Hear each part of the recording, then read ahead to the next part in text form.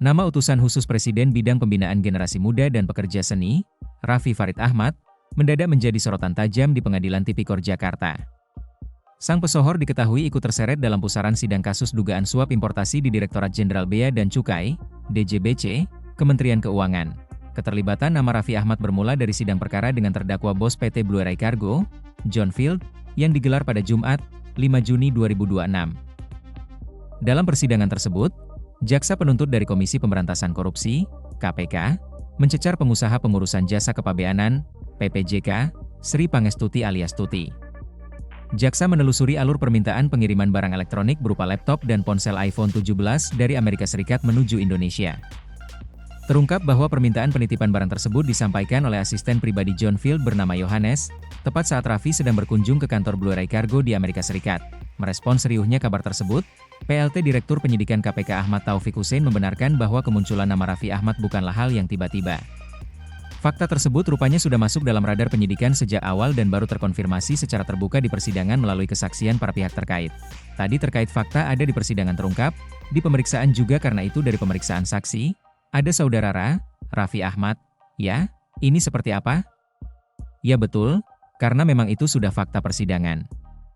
Artinya itu juga dari hasil pemeriksaan saksi-saksi ketika diproses penyidikan, kata Taufik dalam keterangannya, Selasa, 9 Juni 2026, fakta yang bergulir di meja hijau ini dipastikan tidak akan dibiarkan menguap begitu saja.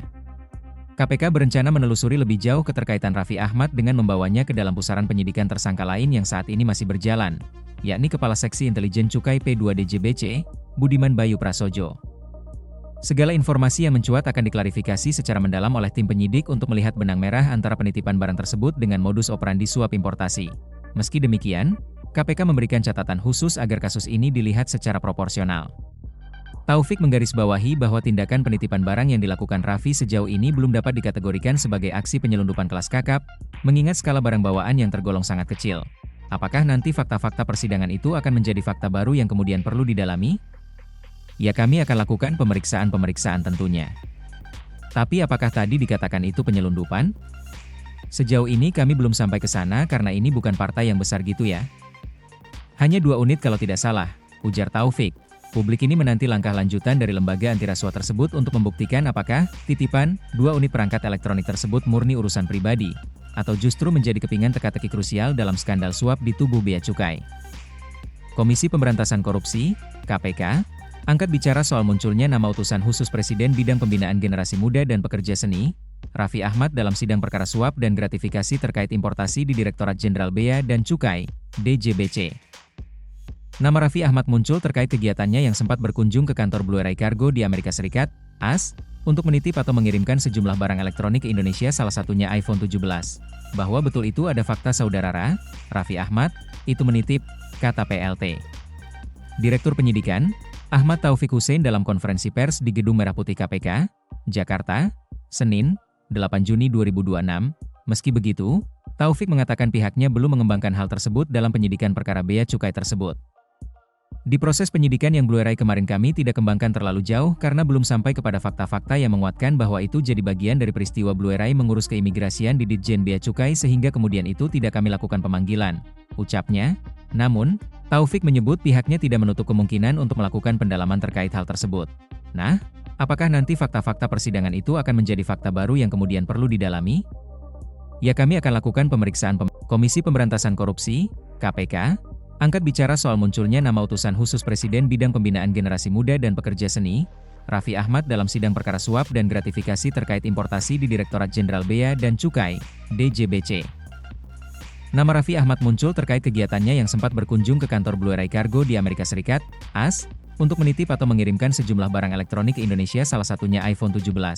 Bahwa betul itu ada fakta saudara Raffi Ahmad, itu menitip, kata PLT.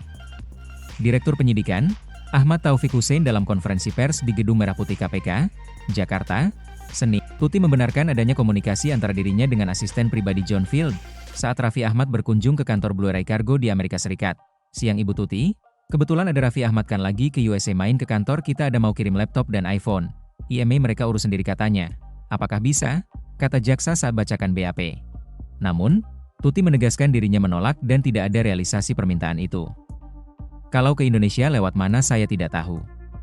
Yang penting itu tidak kebali, tegasnya, dakwaan penuntut umum, bahwa setelah pertemuan di Hotel Borobudur Jakarta, sekitar bulan Agustus 2025 bertempat di Phoenix Gastrobar, Jalan Pantai Indah Kapuk nomor 01, Pantai Indah Kapuk, Jakarta, terdakwa Ijon Fil selaku pimpinan Blue Ray Cargo Group, bersama-sama dengan terdakwa 2 Dedi Kurniawan Sukolo selaku manajer operasional custom clearance pelabuhan Blue Ray dan terdakwa 3 Andri selaku ketua tim dokumen importasi Blue Ray, melakukan pertemuan dengan Orlando Hamonangan Sianipar dan Vilar Marindra selaku pelaksana pada Subdirektorat Intelijen Direktorat Penindakan dan Penyidikan Direktorat Jenderal Bea dan Cukai. Dalam pertemuan tersebut, John Field menyampaikan kepada Orlando Hamonangan Sianipar terkait kondisi pengiriman barang-barang impor Blue Ray Cargo Group yang masuk jalur merah meningkat serta terkena dwelling time. Atas penyampaian terdakwa I tersebut, Orlando Hamonangan Sianipar menyampaikan agar selanjutnya terdakwa I berkoordinasi dengan Vilar Marindra, bahwa kemudian untuk mengakomodasi permintaan dari terdakwa I, Orlando Hamonangan Sianipar memerintahkan Vilar Marindra menyusun rule set targeting dengan parameter database Direktorat Jenderal Bea dan Cukai yang dibuat dengan menyesuaikan persentase jalur merah terhadap importir yang dinilai berisiko tinggi, salah satunya Blue Ray Cargo Group. Dalam prosesnya, nota dinas rule set targeting tersebut mendapat persetujuan secara berjenjang di tingkat Direktorat Penindakan dan Penyidikan Direktorat Jenderal Bea dan Cukai Kementerian Keuangan RI, mulai dari Orlando Hamonangan Sianipar selaku Kepala Seksi Intelijen Kepabeanan I Direktorat Penindakan dan Penyidikan Direktorat Jenderal Bea dan Cukai, kemudian Sisprian Subiaksono selaku Kasubdit Intelijen Direktorat Penindakan dan Penyidikan Direktorat Jenderal Bea dan Cukai, hingga Rizal selaku Direktur Penindakan dan Penyidikan Direktorat Jenderal Bea dan Cukai Kementerian Keuangan RI, bahwa selanjutnya Vilar Marindra mengirimkan kepada terdakwa 2 dokumen pemberitahuan impor barang, PIB, yang di dalamnya berisi file database Direktorat Jenderal Bea dan Cukai yang merupakan data rahasia dengan menyebutkan nama-nama importir yang masuk ke dalam jalur merah atau hijau berdasarkan rule set targeting nota dinas dari Direktorat Penindakan dan Penyidikan Direktorat Jenderal Bea dan Cukai. Selanjutnya, oleh terdakwa 2 dokumen tersebut diolah dan dimodifikasi sebagai acuan informasi awal dalam memilih jalur pelabuhan laut yang tidak berisiko tinggi, yang berikutnya dijadikan dasar Blue Ray Cargo Group dalam menentukan pilihan akses masuk pengiriman barang-barang melalui jalur hijau sehingga barang-barang impor milik Blue Ray Cargo Group lebih cepat keluar dari proses pengawasan di bagian kepabeanan Direktorat Bea dan Cukai. Adapun terkait proses pengeluaran barang-barang milik Blue Ray Cargo Group tersebut selalu dipermudah oleh Rizal, Sisprian Subiaksono, dan Orlando Hamonangan Sianipar dengan tidak melakukan proses pengawasan dan pemeriksaan secara mendetail pada rentang waktu antara bulan Juli 2025 sampai dengan bulan Januari 2026. Para terdakwa juga melakukan pemberian berupa fasilitas hiburan dan barang mewah dengan total senilai Rp1.845 juta. Rinciannya berupa fasilitas hiburan senilai Rp1.450 juta dan 1 buah jam tangan merek Tag Heuer senilai Rp65 juta kepada Orlando Hamonangan Sianipar, serta 1 unit mobil Mazda CX-5 senilai Rp330 juta kepada Enov Puji Wijanarko.